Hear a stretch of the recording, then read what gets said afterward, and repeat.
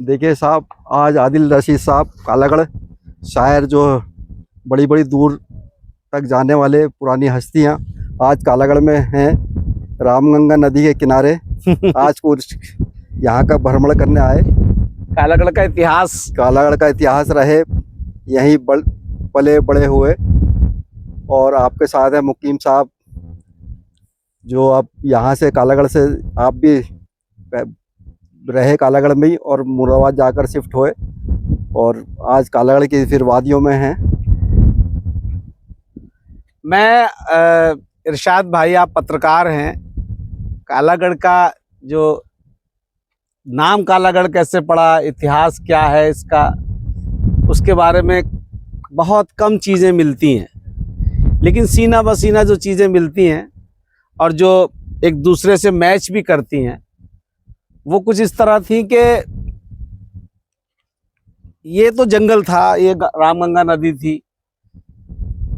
ये जो नीचे जहां आपका क्वार्टर है ना, B1 जी जी, और वहीं C1 है और दूसरे मकानात हैं जी। तो जब यहाँ कालागढ़ का ये डैम बनने का इरादा किया गया यहाँ पर जी, तो जो नीचे की जो जगह है, जो जहाँ आप रहते हैं, जी जी, सिर्फ इतना ही हिस्सा था जिसे कालागढ़ कहा जाता था जी। और ये नाम भी बिगड़ा हुआ है जी। ये कालागढ़ नहीं, बल्कि ये जो जगह थी इसका नाम था कालूगढ़। जी। अच्छा, कालूगढ़ क्यों था? क्योंकि आप कालागढ़ के रहने वाले हैं, बहुत अच्छी तरह से समझ लेंगे इस बात को कि एक यहाँ पर बकरी वाले बाबा के नाम से एक शख्सियत बहुत मशहूर थी जी। और उनका दूसरा बकरी वाला तो के नाम से, बकरी वाले बाबा के नाम से तो वो मशहूर हुए, लेकिन उनका जो सही नाम था वो सैयद कालू था जी। और बाद में वो कालू सैयद बिगड़कर कालू शहीद हो गया जी। जिनकी मज़ार जो है वो मुंदहम कर दी गई, तोड़ दी गई जी। उसमें मोरघट्टी में थी जी। तो उन्हीं के नाम पर इस जगह को कालूगढ़ कहा जाता था। बस छोटा सा इलाका था ये, जरा सा जहां आप रहते हैं, ये छोटा सा जिसको आज इस्लाम नगर के नाम से जाना जाता है। तो ये कालूगढ़ हुआ करता था, फिर ये कालागढ़ हो गया जी।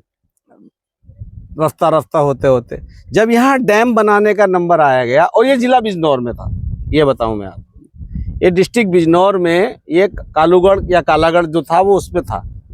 जब यहाँ डैम बनाने की जब यहाँ से आगे उधर दिखाइए, उधर पूरा डैम बनाने का कह पीछे दिखाई दे रहा है।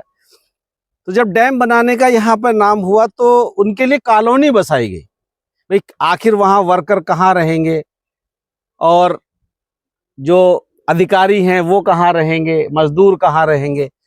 तो सबसे पहले इंजीनियर्स ने जो थी वो एक छोटी सी बस्ती बसाई, उसमें कुछ मकानात बनाए जहाँ आप रहते हैं, B1, C1, D1, ये D type, C type, B type यहाँ बसे।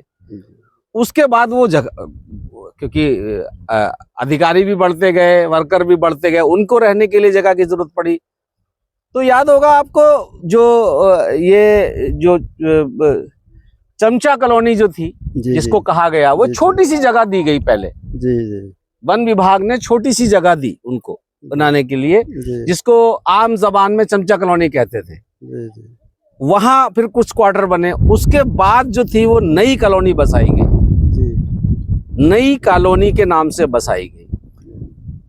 फिर उसके बाद वर्क चार्ज कॉलोनी बसाई गई, वर्क चार्ज का बाजार और ये सब चीजें थी। तो इस तरीके से कालागढ़ बसा।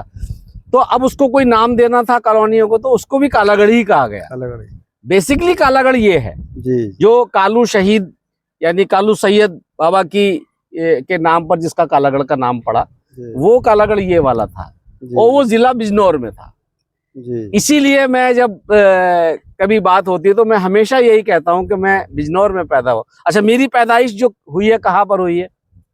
मेरी पैदाइश यहाँ पर क्रिश्चियन हॉस्पिटल था एक, और जो अब भी है ये भिक्कावाला में जो क्रिश्चियन हॉस्पिटल है, तो उस समय, उस जमाने में यहाँ नहीं था, अस्पताल नहीं था कहीं पर। तो मेरी क्योंकि कुछ परेशानी आ रही थी या जो भी कुछ थी, तो मेरी पैदाइश इस हॉस्पिटल में हुई थी, क्रिश्चियन हॉस्पिटल में। 25 दिसंबर 1966 को मैं इसी में पैदा हुआ। जी तो मुझे शौक रहा है, कालागढ़ से मोहब्बत तो हर आदमी को है, जो कालागढ़ का रहने वाला है उसको। मैं इस गंगा में नहाने आया करता था इस जी जमाने में हमारे सब दोस्तों के साथ में। तो ये कालागढ़ का इतिहास है, कालागढ़ का नाम कैसे पड़ा, कालागढ़ किस तरह से यहाँ बसा। आज हम कालागढ़ में आए हुए हैं और अभी जाएंगे वर्क चार्ज कॉलोनी भी जाएंगे, चमचा कॉलोनी भी जाएंगे। अब वहाँ कुछ नहीं है, टूटे हुए मकानात हैं। अपने यार दोस्तों के जहाँ हम उठते बैठते थे वो टूटे फूटे मकान देखेंगे। वो स्कूल जो प्राइमरी था वहाँ जाएंगे। और नूनगढ़ बाबा जहाँ हमारी यादें जुड़ी हुई हैं। वेद प्रकाश शर्मा जो उपन्यासकार थे बहुत बड़े, जिन्होंने जासूसी के बहुत बड़े उपन्यास लिखे, आग लगे दौलत को, तीन तिलंगे, वर्दी वाला गुंडा, ये सब उन्होंने कालागढ़ में लिखे हैं। और मैं उनके चरणों में बैठा करता था। मेरा उनका प्यार मुझे बहुत मिला। मैं छोटा सा था। तो उस जमाने में हम वो नूनगढ़ में ही बैठते थे जा करके, ठहरते कहीं और थे इलेक्ट्रो हॉस्टल के आसपास, और नूनगढ़ में बैठ करके वो उपन्यास लिखा करते थे। तो वहाँ सभी लोग जाया करते थे जो मिलने जुलने वाले, मैं भी जाया करता था, मुझे भी उनकी दुआएं बहुत मिली। तो अब हम जाएंगे यहाँ से नई कॉलोनी और हाइडल कॉलोनी भी ज़रूर जाएंगे। हाइडल कॉलोनी में और अपने आरजीपी इंटर कॉलेज भी जाएंगे, और सब चीज़ें हैं वहाँ भी कुछ ना कुछ नया ब्लॉग बनाएंगे। और शुक्रिया इरशाद भाई आपका, आप पत्रकार हैं, आपने जो इसलिए जज़ाकल्लाह। जज़ाकल्लाह।